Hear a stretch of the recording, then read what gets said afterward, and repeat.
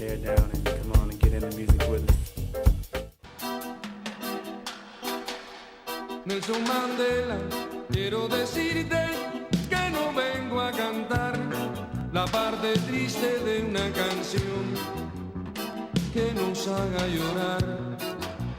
Nelson Mandela, quiero pedirte que me dejes contar la más hermosa historia de amor. Bellas y elocuentes imágenes para dar inicio, amigos de ULA TV, a este programa especial a propósito de la vida y obra de un gran hombre de nuestro siglo XX, Nelson Mandela. Incursionar en la trayectoria de este gran líder africano, sudafricano, implicaría una serie de factores que van a mover, digamos, elementos de una riquísima vida humana, de un gran liderazgo político, pero por sobre todas las cosas, de una tenacidad y una dignidad moral sin parangón en la historia del siglo XX. De modo que esta noche, en este programa especial, vamos a llevarles a ustedes una semblanza de lo que significó y significa la trayectoria humana de Nelson Mandela, Madiba, como lo llamaban, un término muy particular de esa tradición negra de Sudáfrica. De modo que esta noche tenemos con nosotros el honor de encontrarnos en la compañía del profesor Hernán Lucena. Él es un estudioso a tiempo completo de esta temática y además director del Centro de Estudios de África y Asia y Diásporas Latinoamericanas y Caribeñas José Manuel Briceño Monsoyi, adscrito a la Facultad de Humanidades y Educación. Bienvenido, profesor Hernán. Muchas gracias. De verdad que estamos agradecidos, profesor Hernán, porque en este momento la figura de Mandela está conmoviendo al mundo por esta lamentable situación por la que está pasando, dado, digamos, el avance de su edad y la fragilidad de su estado de salud. Pero yo quisiera, profesor Hernán, digamos, en este contexto político que se encuentra casi que al borde del caos y del anarquismo, por ejemplo, recuerdo ahorita esta mal llamada primavera árabe, la confusión que reina en el liderazgo político internacional. Entonces, invocar a Mandela es como invocar una fuente rica de pensamiento político, de sabiduría política, pero pareciera que no se le está oyendo a Mandela en esta inmensa confusión y oscurana por la que está atravesando políticamente el mundo. ¿Qué opina usted, profesor? Bien, en primer lugar, creo que es conveniente tener muy en cuenta que Nelson Mandela está en una etapa de transición. Ya. Las matemáticas biológicas a los 95 años tienen un efecto donde cada segundo vale. Ha salido de una etapa muy crítica después de meses de estar internado en la clínica. Se ha recuperado parcialmente.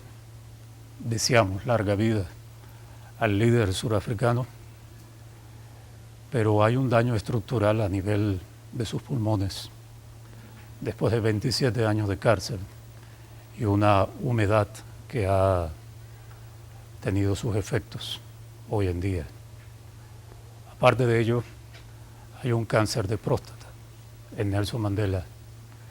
Más de un cuarto de siglo de cárcel, las lesiones se evidencian. El pensamiento político y la vida y obra de Nelson Mandela podríamos ubicarlo en el contexto de la crisis de los cambios políticos del norte de África, de la península arábiga, bajo una expresión muy práctica.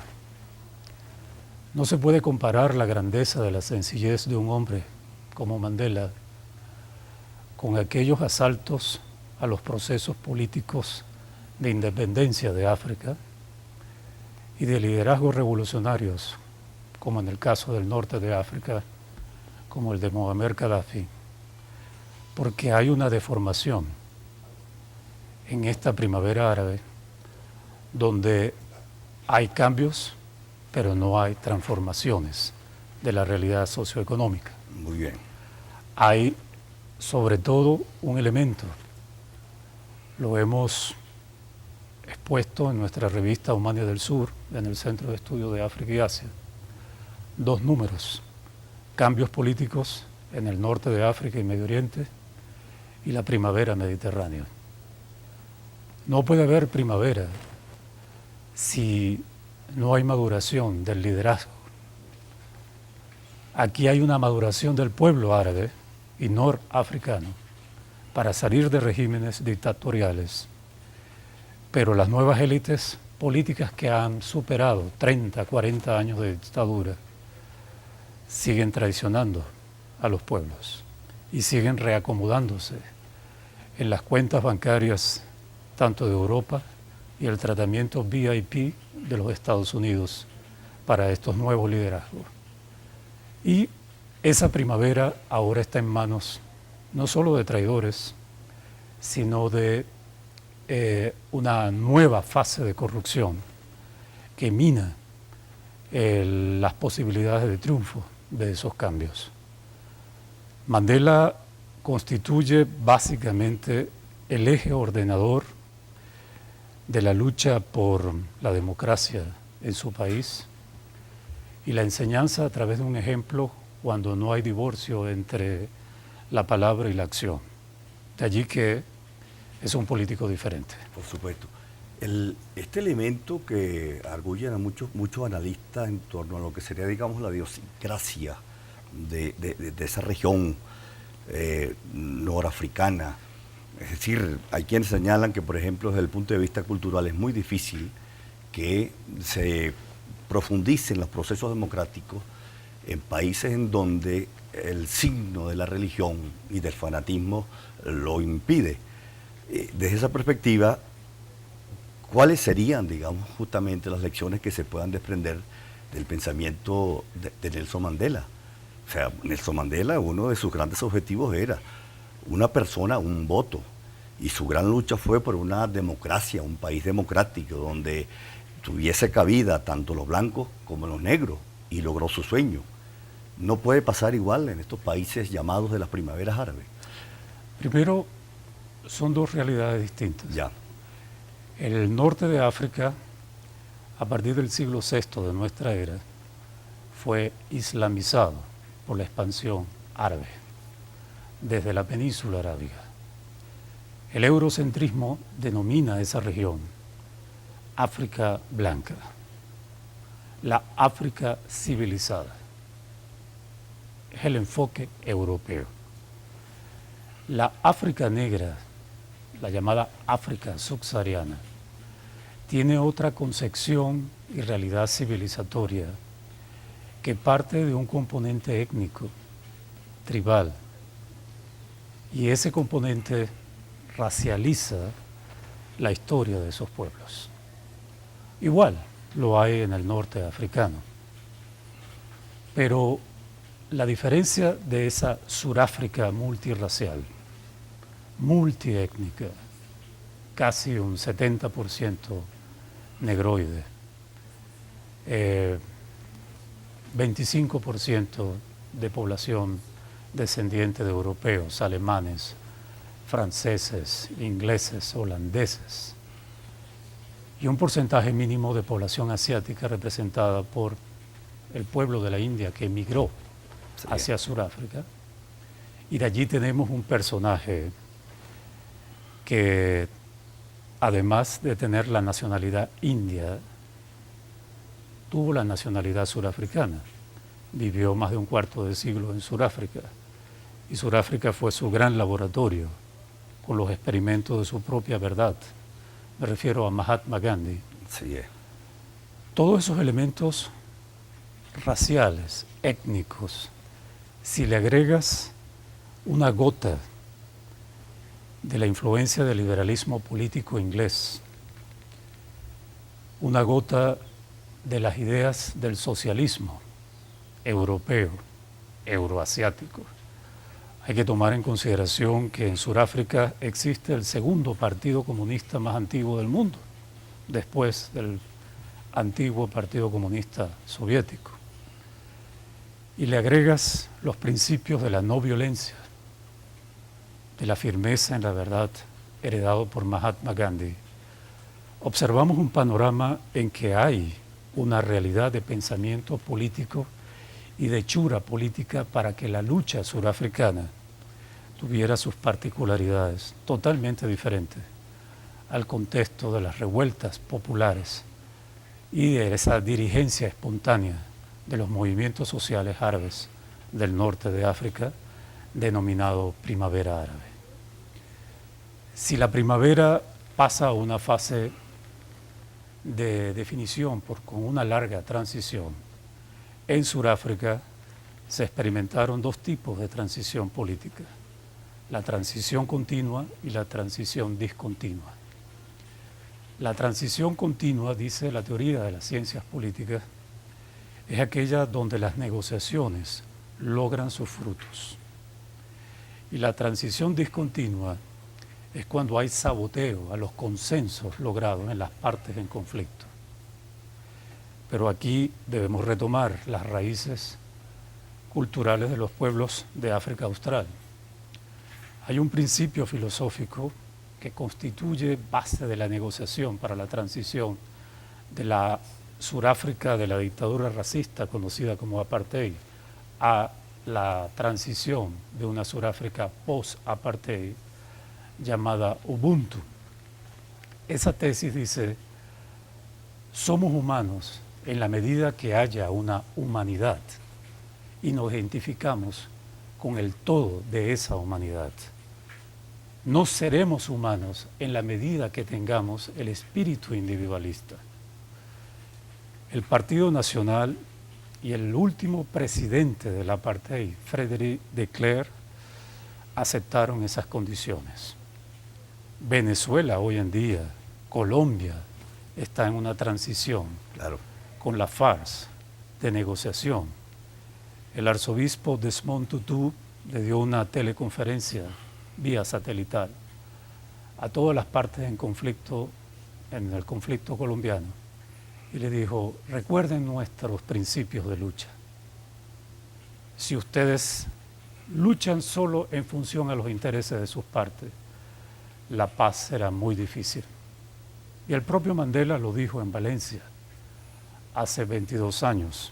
El pasado 28 de julio se cumplió ese aniversario. La paz es más difícil que luchar por una guerra. Pero cuando uno revisa los materiales de video, la lectura de todos estos trabajos de ediciones especiales sobre el pensamiento de Mandela, uno llega a la conclusión que el giro que da Mandela antes y después de la cárcel es de verdad significativo.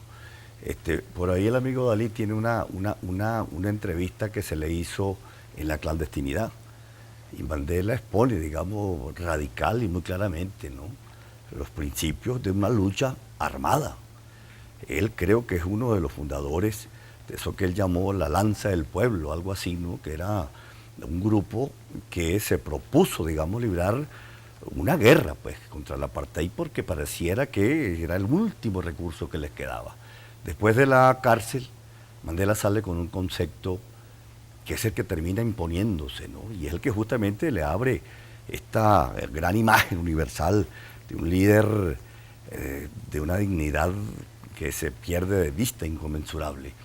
Entonces, ¿de dónde viene, además de las influencias de Gandhi, ese giro que da Mandela en su concepción política, para no decir de concepciones ideológicas, porque pareciera ser que él no tenía una ideología? Tenemos varios Mandelas. Tenemos varios Mandela. El Mandela que nace en su grupo étnico denominado Xhosa, que vive en su primera etapa de infancia y adolescencia. Entiendo que se crió con un rey negro, ¿no? Sí, de su grupo étnico. De su grupo étnico. Y era de la élite tribal. Ya. Luego lo envían a las ciudades, las grandes ciudades surafricanas, a formarse en las mejores escuelas y centros de las Y eran pocas, escuelas inglesas. sí, y de las pocas universidades surafricanas para negros surafricanos. Luego entra en una etapa donde se inicia a trabajar en un bufete encabezado por sus futuros colegas de lucha como Walter Sisulu, Oliver Tambo, y la represión que se empieza a vivir en la década de los 40, 50, 60 fue tan brutal que los ideales gandhianos fueron dejados de lado. Ya. De la no violencia, por ejemplo. El propio Mandela confiesa que hay que cambiar la estrategia de lucha porque es imposible llegar a un acuerdo a través de la no cooperación, el principio de la ahimsa, de la no violencia.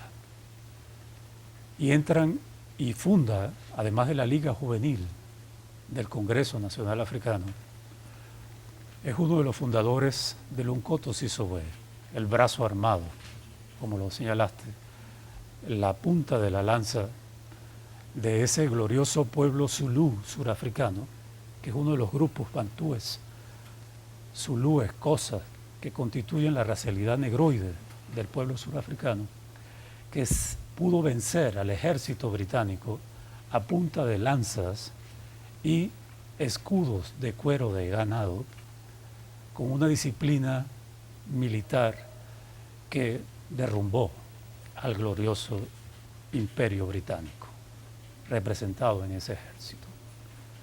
Sudáfrica, a partir de esa época de amplia represión, Mandela da el paso del frente armado, pero con una observación que hay que aclarar por otra acotación que es importante, que las nuevas generaciones de venezolanos que están entendiendo ahora que tuvimos hace 22 años la presencia de ese hombre en nuestro país, que la lucha no podía ser armada para matar a personas, sino era una lucha armada de saboteos de puntos estratégicos del Estado surafricano del apartheid. Profesor, vamos a un corte porque de verdad que ya estamos con el tiempo de la primera set agotado, pero por favor le pido que en la segunda parte retomemos el hilo, porque yo creo que es importante aclarar este punto, ¿no? O sea, es la figura de Mandela. Para muchos Mandela fue un soñador, un santo, como le dicen por ahí, un hombre impecable, pero fue un político con los pies bien puestos sobre la tierra, y yo creo que lo demuestra los logros que a lo largo de su trayectoria política dejó como enseñanza para las futuras generaciones. Vamos y volvemos, amigos. Más de 25 años tuvieron preso a Nelson Mandela. Esto acelera la revolución. Miles de obreros van a la huelga. Miles de obreros no les importa la represión. Balas de goma, gases y látigos. Usa el racista de Sudáfrica.